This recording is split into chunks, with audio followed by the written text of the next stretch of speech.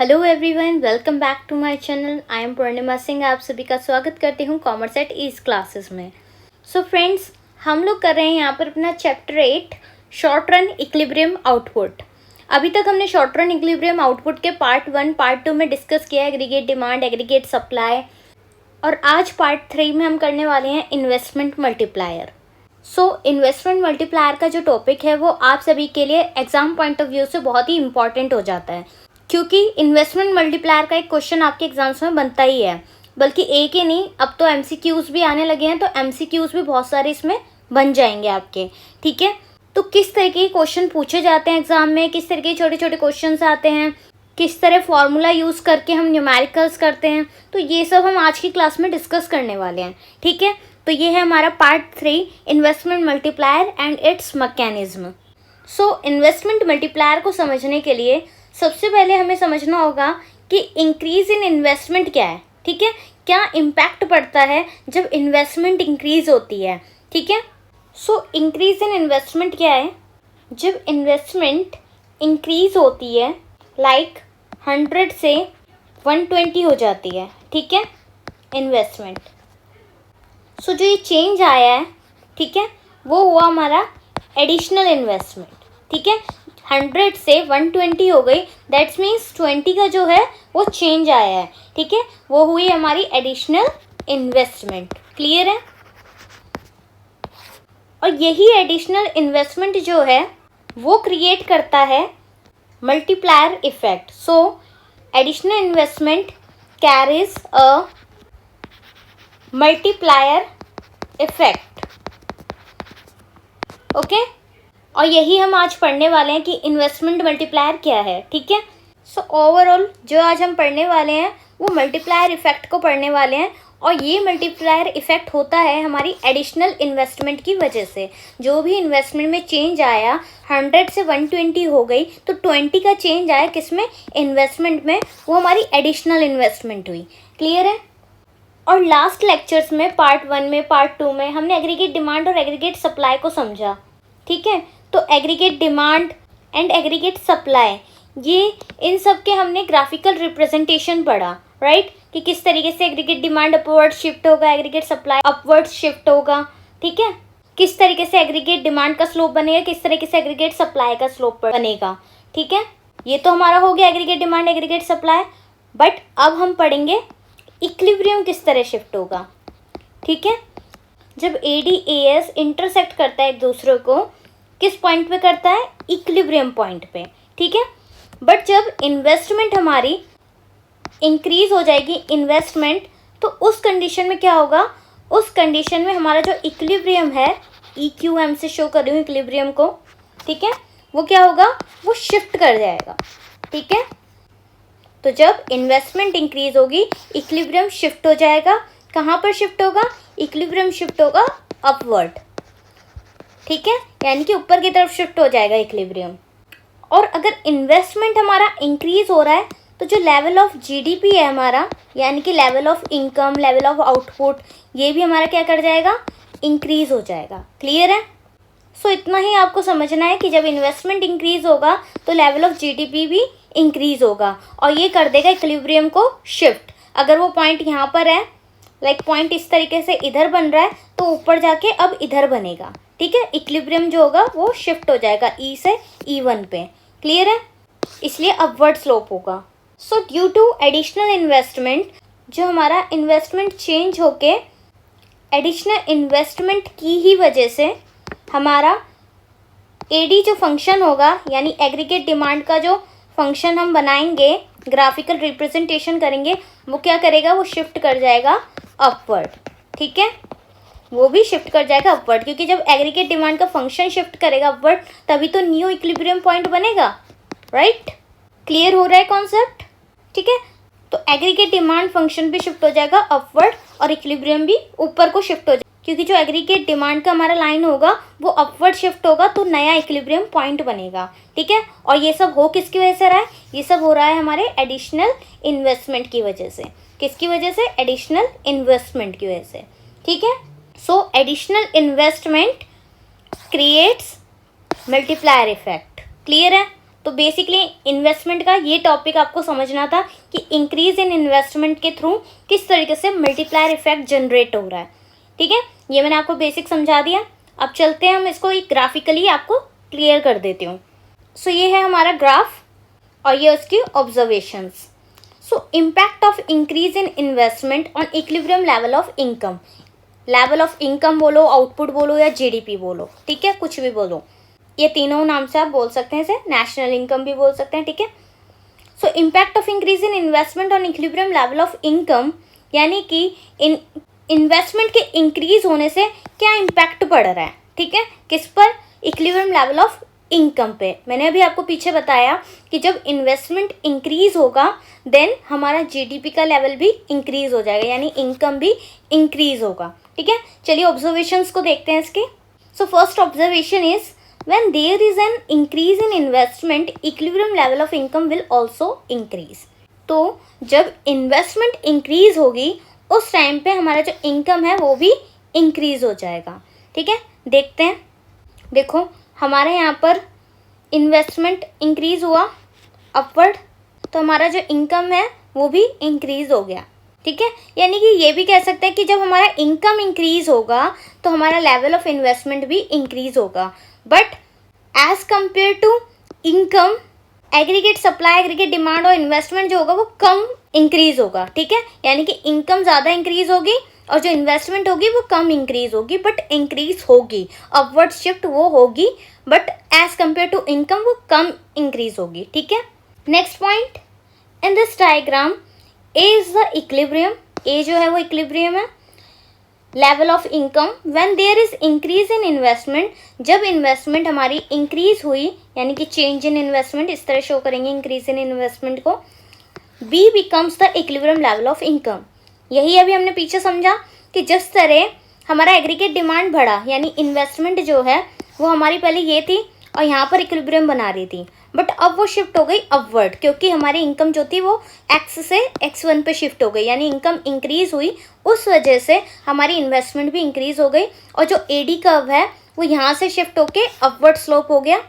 यहाँ पहले यहाँ इक्विलिब्रियम बना रही थी, अब इक्विलिब्रियम कहाँ बना रही है? बी पॉइंट पे। So B become the equilibrium level of income. Clear है? सो जो ये पोर्शन है हमारा, ये पोर्शन क्या दिखा रहा है? हमारा चेंज इन इन्वेस्टमेंट। ठीक है, और जो हमारा ये पोर्शन है वो क्या दिखा रहा है? Change in income. Change in investment, change in income. Clear है? और देखिए यहाँ पर एडी है। एडी का हमारा क्या होता था component? C plus I, right, consumption plus investment.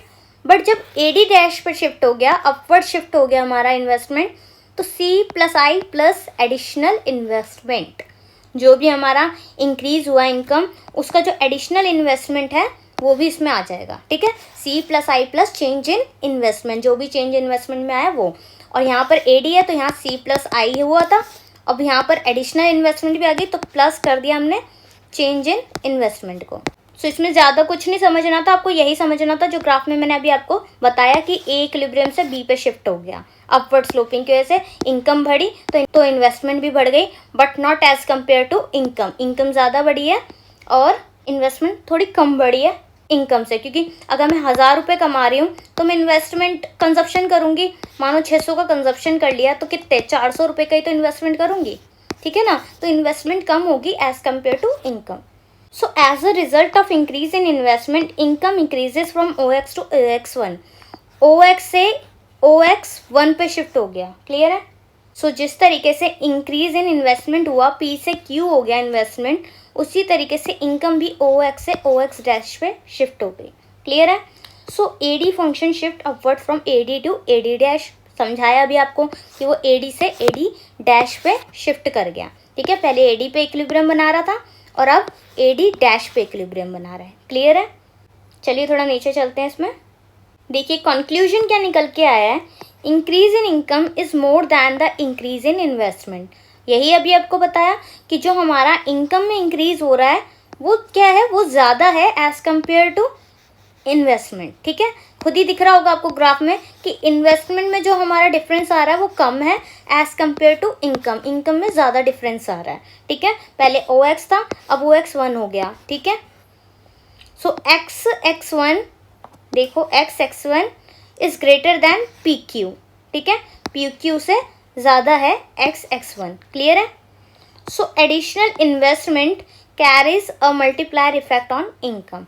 सो जो ये एडिशनल इन्वेस्टमेंट हुई है वो क्या कर रही है, वो मल्टीप्लायर इफेक्ट को जनरेट कर रही है, उसकी वजह से ही मल्टीप्लायर इफेक्ट हो रहा है, क्लियर है। सो अगर आपको क्वेश्चन आ जाता है कि मल्टीप्लायर इफेक्ट किस वजह से होता है, तो वो होता है इंक्रीज इन इन्वेस्टमेंट की वजह से, ठीक है। जैसे ही इन्वेस्टमेंट इंक्रीज होती है वैसे ही हमारा इक्विलिब्रियम पॉइंट भी शिफ्ट कर जाता है अपवर्ड, क्योंकि जो हमारा एग्रीगेट डिमांड का लाइन है वो अपवर्ड स्लोप कर रहा है, ठीक है, अपवर्ड शिफ्ट हो रहा है, क्लियर है। तो इसका कंक्लूजन भी हमें मिल गया, जो इन्वेस्टमेंट मल्टीप्लायर है वो इंक्रीज इन इन्वेस्टमेंट की वजह से होता है, क्लियर है। चलिए आगे चलते हैं और समझते हैं इन्वेस्टमेंट मल्टीप्लायर क्या है, ठीक है, और उसमें हमें क्या क्या पढ़ना है। So that is our investment multiplier.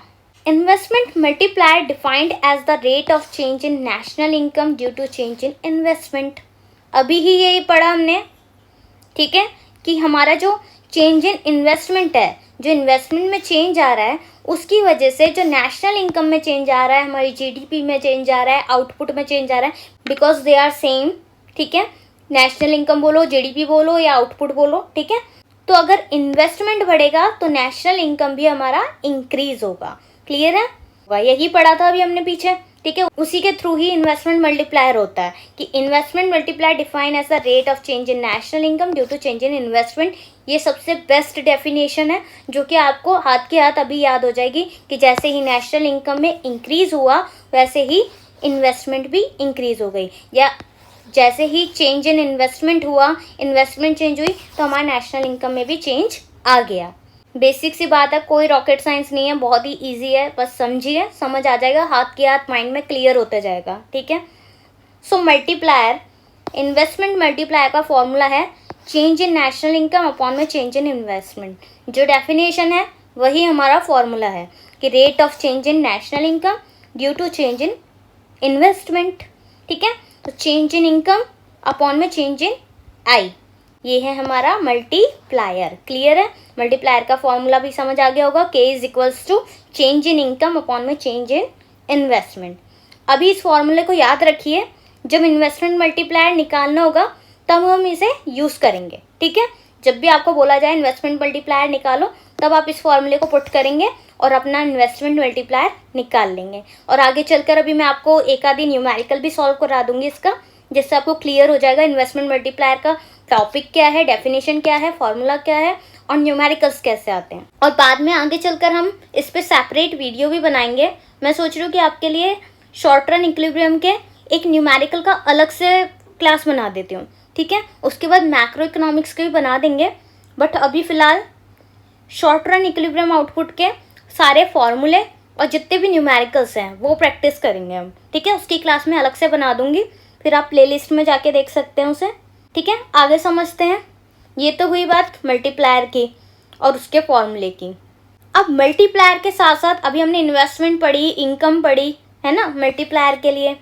अब उसके साथ साथ हम पढ़ेंगे MPC, marginal propensity to consume. पढ़ के आए हैं हम पीछे इसको भी, ठीक है।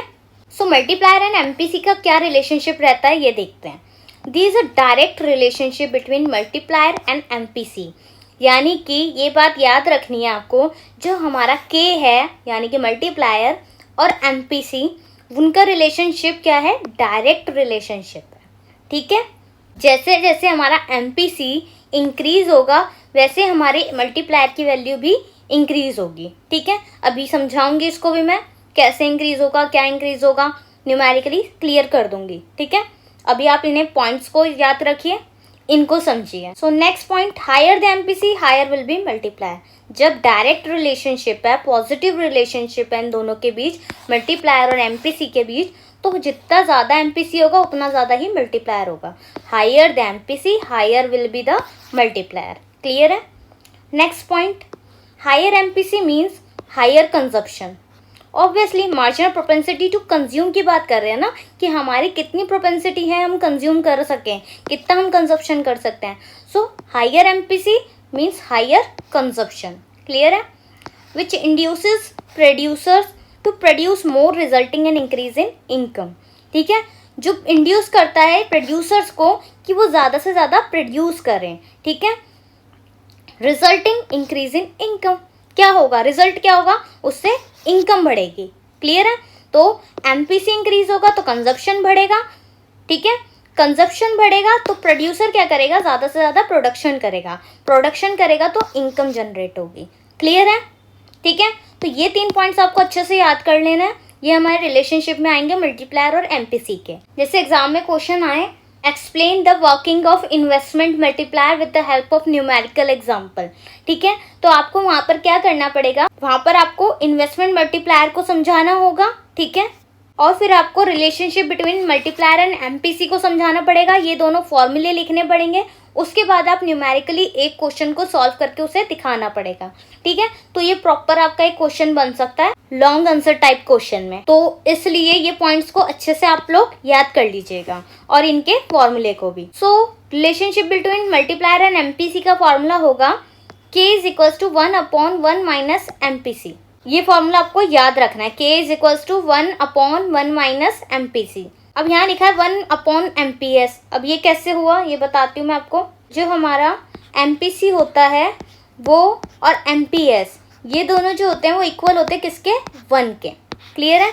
MPC और MPS जो है वो 1 के इक्वल होते हैं। सो जब हमें MPS निकालना है तो क्या होगा, 1 - MPC, यही तो होगा जब MPS निकालेंगे। तो MPS निकालने के लिए 1 में से माइनस कर देंगे MPC को। क्लियर है, 1 - MPC।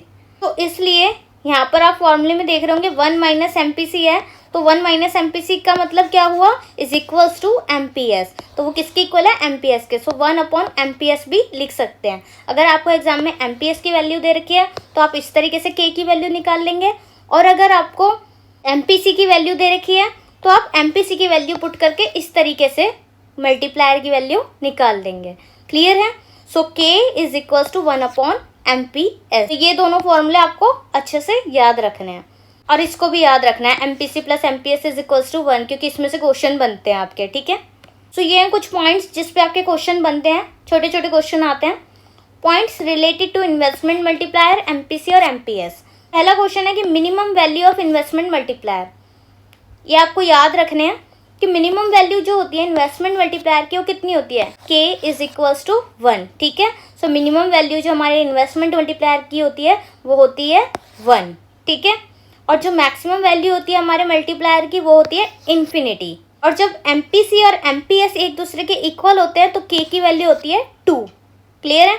तो K की वैल्यू 2 कैसे होती है ये समझाती हूँ। K की वैल्यू 1 कैसे होती है, इन्फिनिटी कैसी होती है। तो जब मिनिमम वैल्यू होगी तो मल्टीप्लायर 1 क्यों होगा, मैक्सिमम वैल्यू मल्टीप्लायर की इन्फिनिटी क्यों होगी, और जब MPC MPS एक दूसरे के इक्वल होंगे तो मल्टीप्लायर की वैल्यू 2 क्यों होगी, ठीक है। देखिए अभी हमने पीछे फॉर्मूला पढ़ा, K = 1/1 - MPC, राइट, K ही पढ़ा, = अब मैं आपको यहाँ पर 2 तरीके से करा सकती हूँ। या तो K की वैल्यू में डायरेक्ट 1 पुट कर दूँ, ठीक है, क्योंकि हमने मिनिमम वैल्यू जब बोल रहे हैं हम K की 1 होती है तो मैं डायरेक्ट भी पुट करके आपको बता सकती हूँ। और एक तरीका ये है, when MPC is 0 then value of K क्या होगी, ठीक है, K की वैल्यू क्या होगी, क्योंकि इतना तो मैंने आपको समझा दिया कि जब MPC की वैल्यू 0 होगी तो मल्टीप्लायर मिनिमम होगा 1, ठीक है। और जब MPC की वैल्यू 1 होगी तब K की वैल्यू होगी इन्फिनिटी, ठीक है। ये चीज़ याद रखनी है। तो ये बातें मैं आपको बताऊंगी कि MPC जब 0 होगा तो K की वैल्यू 1 कैसे आएगी, और MPC जब 1 होगा तो K की वैल्यू इन्फिनिटी कैसे आएगी, और जब MPC इक्वल होगा MPS के तब K की वैल्यू 2 क्यों आएगी, ठीक है। सो इसी फॉर्मूले को यूज़ करते हैं, K = 1 - MPC। अब MPC हमारा यहाँ पर 0 दे रखा है हमें, तो 0 ले लेंगे, 1/1 - 0। तो 1 में से 0 जाएंगे, क्या बचेगा, 1 बचेगा, 1/1 = 1, ठीक है। सो K की वैल्यू क्या आ गई हमारी, K = 1। क्लियर है। K की वैल्यू 1 कैसे आई, तो MPC जब 0 हुआ हमारा तब हमारा K का वैल्यू 1 आ गया। अब हम देखेंगे इन्फिनिटी कैसे हुई K की वैल्यू, ठीक है। K की वैल्यू इन्फिनिटी कैसे होगी, जब MPC 1 होगा तो हमारी K की वैल्यू इन्फिनिटी होगी। सो वही फॉर्मूला यूज़ करेंगे, K = 1/1 माइनस MPC। अब MPC कितना दे रखा है हमारे को 1, सो 1/1 माइनस 1। अब 1 में से 1 जाएंगे कितना बचेगा 0, 1/0। एक था हमारे पास और एक ही पूरा चला गया तो 0 बचा। अब 1/0 है तो हमारा आंसर आएगा इन्फिनिटी। ठीक है, k is equals to infinity. ठीक है, अब बात करते हैं MPC जब MPS के इक्वल होता है तो k की वैल्यू 2 कैसे आएगी। तो same formula k is equals to 1/1 minus MPC। अब अभी हमने पीछे पढ़ा था MPC plus MPS is equals to 1, यही पढ़ा था। तो MPC और MPS एक दूसरे के इक्वल है। ठीक है, और हमने पढ़ा था MPC plus MPS is equals to 1। जब वो 1 के इक्वल है तो ईच वन इज 0.5, राइट। दोनों को ऐड किया 1 हुआ तो 0.5 हुआ MPC और 0.5 हुआ हमारा MPS, तभी तो 1 होगा। तो यहाँ पर हम पुट कर देंगे MPC की वैल्यू 0.5। अब 1 में से जब 0.5 को माइनस करेंगे तो क्या आएगा 0.5, राइट। तो इसको आप कैंसिल करेंगे, पॉइंट हटाएंगे 0 ये, तो आंसर क्या आएगा 2। सो k की वैल्यू क्या आ गई हमारी 2। क्लियर है, तो ये पॉइंट्स आपको याद रखने हैं। मिनिमम वैल्यू क्या है k की, मैक्सिमम वैल्यू क्या है, और जब MPC MPS इक्वल होंगे तो वो k की वैल्यू क्या होगी। इससे आपके क्वेश्चन पूछे जाते हैं एग्जाम में। ठीक है, तो ये थे हमारे इन्वेस्टमेंट मल्टीप्लायर के आज का टॉपिक, जिसमें हमने सीखा इस तरह increase in investment equilibrium level of income को शिफ्ट कर दिया, इधर से इधर शिफ्ट कर दिया, A पॉइंट से B पे शिफ्ट हो गया। ठीक है, ये पढ़ा। और आज हमने सीखा इन्वेस्टमेंट मल्टीप्लायर क्या है, उसका फॉर्मूला क्या है, k is equals to change in y upon में चेंज इन i। ठीक है, क्यों होता है ये भी मैंने आपको समझाया। फिर हमने मल्टीप्लायर और MPC का रिलेशनशिप को देखा कि जब MPC बढ़ेगा उसके साथ साथ मल्टीप्लायर भी इंक्रीज होगा। ठीक है, और इसका फॉर्मूला याद किया k is equal to 1 minus MPC, और 1 माइनस MPC 1/MPS के इक्वल क्यों होता है ये भी समझा हमने, मैंने आपको करके भी दिखाया। ठीक है, उसके बाद हमने सीखा मिनिमम वैल्यू क्या है, मैक्सिमम वैल्यू क्या है, और k इज इक्वल्स टू 2 कब होगा। ठीक है, जो पॉइंट्स इंपॉर्टेंट हैं वो सारे समझ लिए। किस तरीके से निकाला मैंने आपको निकाल के भी दिखाया कि k की वैल्यू 1 कैसे आएगी, इन्फिनिटी कैसे आएगी और 2 कैसे आएगी। ठीक है, सब सॉल्व करके भी दिखाया मैंने आपको। इन सब के स्क्रीनशॉट ले लीजिएगा ताकि आपको इजीली इसके नोट्स बना सके बाद में। ठीक है, और मैंने आपको बोला था आपको एक न्यूमेरिकल के थ्रू भी समझा दूंगी किस तरीके से k की वैल्यू निकालनी होती है। एग्जाम में ये क्वेश्चन और ये न्यूमेरिकल्स आपके आते हैं। ठीक है, तो अभी एक क्वेश्चन से समझ लेते हैं। सो इनकम इंक्रीज बाय 10,000, यानी कि चेंज इन इनकम जो है हमारा 10,000 है। Change in income 10,000, rise in investment expenditure 1,000, change in investment is equals to 1,000, right. So सबसे पहले इन्होंने बोला है फाइंड इन्वेस्टमेंट मल्टीप्लायर। तो अभी हमने पीछे इन्वेस्टमेंट मल्टीप्लायर का फॉर्मूला पढ़ा, क्या था, पार्टीशन कर देते हैं। ठीक है, इन्वेस्टमेंट मल्टीप्लायर का फॉर्मूला था k is equals to change in y and change in i, right. Change in y कितना है हमारा 10,000 एंड चेंज इन i हमारा 1,000। ये लिख लेंगे हम, change in y is 10,000 and change in i is 1,000, right. इसे सॉल्व करेंगे तो आंसर क्या आ जाएगा, k is equals to 10। k की वैल्यू आपकी क्या आ गई 10। ठीक है, अब नेक्स्ट है हमारा MPC निकालने को बोला है, find MPC marginal propensity to consume. तो MPC के मैंने आपको क्या फॉर्मूला याद कराया था, देखिए k is equals to 1/1 minus MPC। ठीक है, so k is equals to 1/1 minus MPC। अब MPC हमें पता नहीं है, MPC हमें निकालना है, बट k तो हमने निकाल लिया ना 10, k की वैल्यू तो हमें पता चल गई 10 है, तो हम यहाँ पर k की वैल्यू पुट कर देंगे 10, 1/1 minus MPC। 1 minus MPC is equals to 1/10। ठीक है, करेक्ट है। तो इसको सॉल्व करेंगे तो यहाँ आ जाएगा 1 माइनस MPC इसको सॉल्व करेंगे तो हमारा क्या आएगा 0.1। कैसे? 10 को जब डिवाइड करोगे आप 1 से तो 0.0 आ जाएगा। 10 पे 10 कितने पे आएगा? 1 पे। ठीक है, तो इस तरीके से आपका 0.1 आएगा। क्लियर है? तो 0.1 आया, 1 माइनस एम पी सी कितना हो गया? 0.1। सो इसी को आगे करेंगे, M P C is equals to 1 minus 0.1। So answer will be M P C is equals to 1 में से 0.1 जाएगा तो क्या आंसर आएगा हमारा? 0.9। तो एम पी सी क्या हो गया हमारा? 0.9। क्लियर है? तो एम पी सी की वैल्यू आ गई 0.9। प्रोसेस समझ आया? मैं इसको रब कर देती हूँ। तो इन्वेस्टमेंट मल्टीप्लायर हमने निकाला इस फॉर्मूले से और फिर एमपीसी निकाला हमने इस फॉर्मूले से। जब हमें के की वैल्यू पता चल गई 10 है तो 10 पुट कर दिया हमने। 1 माइनस एमपीसी 0.1 आया, इसको डिवाइड करके फिर एमपीसी यहीं रह गया और 1 माइनस 0.1 हुआ, उसके बाद एमपीसी 0.9 आ गया। तो इस तरीके से आपको करने हैं आपके बाकी के न्यूमेरिकल्स।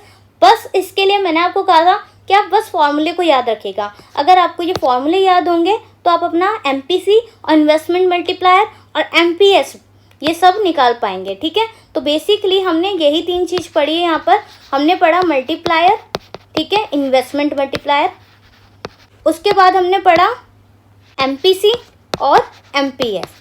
तो बस इतना ही तो याद रखना है, कुछ बड़ी बात तो नहीं है। तो इसी के साथ आपका इन्वेस्टमेंट मल्टीप्लायर का टॉपिक कंप्लीट होता है।